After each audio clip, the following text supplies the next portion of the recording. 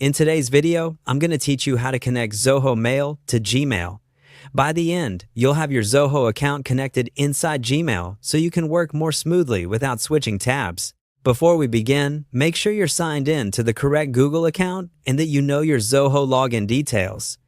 A desktop browser works best for this setup. Start by opening Gmail in your browser. Give the page a moment to load fully so all the side panels and buttons appear. It's helpful to check the right-hand sidebar in Gmail. This is where Google lets you add and use helpful integrations. If you don't see the sidebar, look for a small arrow at the bottom right of your screen and click it to show the panel. Next, click the plus icon in that right-hand sidebar. This plus opens the Google Workspace Marketplace where you can add tools that work directly inside Gmail. In the search bar, type Zoho and look for the Zoho CRM add-on from Zoho. Click it, then choose Install. Grant the requested permissions so the integration can appear in Gmail.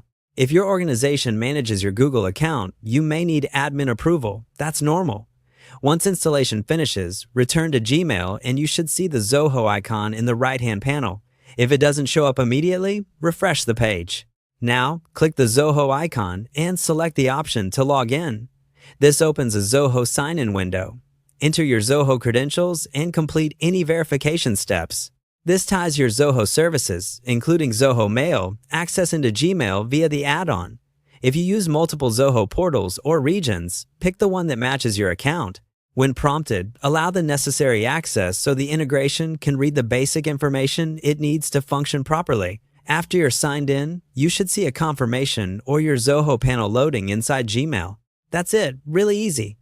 At this point, your Zoho integration is connected to Gmail, and you can access Zoho features without leaving your inbox.